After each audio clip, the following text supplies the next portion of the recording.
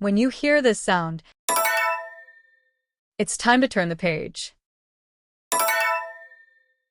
There was once a good shoemaker who, through a spell of bad luck, had become very poor.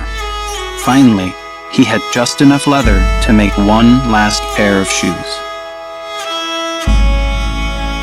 "Still, it is a fine piece of leather," said his wife.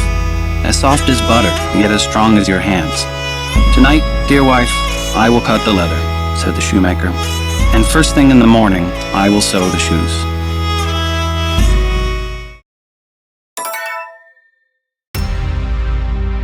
The next morning, when the couple went into the workshop, they were flabbergasted by what they found. There, on the work table, stood 2 shoes, perfectly finished, not a stitch out of place. But who? How?" sputtered the shoemaker. His wife could only stare. Just then, a dandy gentleman came into the shop. "What magnificent shoes! Please, I must try them on," he said. The shoes fit perfectly. It was as if they had been made just for him. He was so pleased that he paid double the price. Now the shoemaker had enough money to buy leather for 2 more pairs of shoes.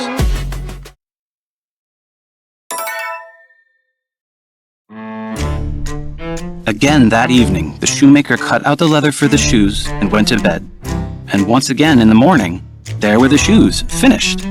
Buyers were not lacking for these either, and as before, they were so pleased they paid double the price.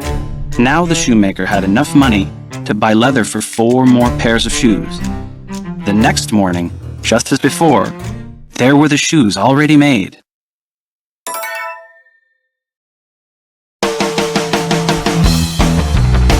On and on it went. Whatever the shoemaker cut out in the evening was finished by morning. Soon the news of the splendid shoes spread throughout the town, and the shoemaker and his wife were no longer poor.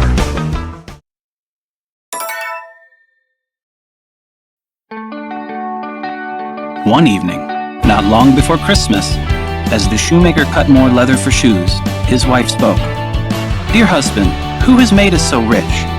What if we were to stay up tonight and see who comes to our shop?" The shoemaker agreed. So that night, they lit a small lamp in the hall, hid behind their coats, and waited. As the clock struck midnight, they heard the creak of a window and the scuttle of small feet. Peeking out from behind the coats, they saw 2 tiny children sneak into the workshop.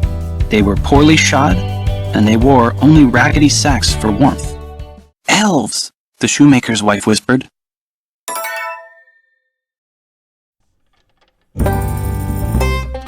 The tiny elves tiptoed across the room and climbed up onto the table.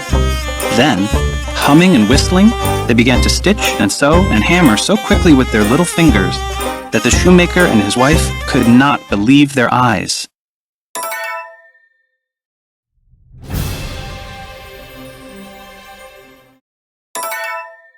The elves did not stop until all the shoes were finished and stood lined up on the table.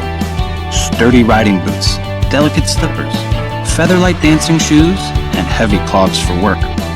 Then the elves tiptoed out of the workshop, up the stairs, and out the window.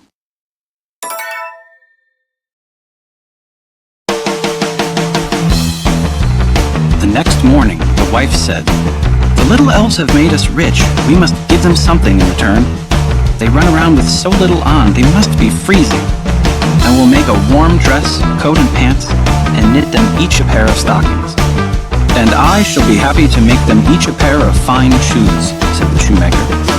They went right to work, and that evening they laid the presents on the work table. Then, like before, they hid behind the coats and waited.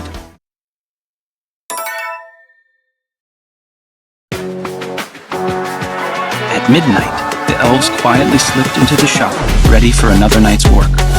But instead of pieces of leather, they found the beautiful presents. At first, they were too astonished to move. Then, they hugged their new warm clothes and quickly put them on.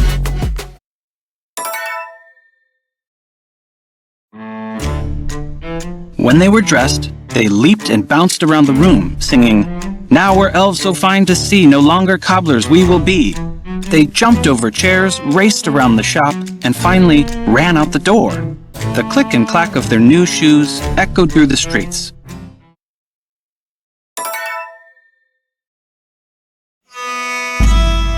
From that time on, the little elves were not seen again, but the shoemaker and his wife lived a long and happy life.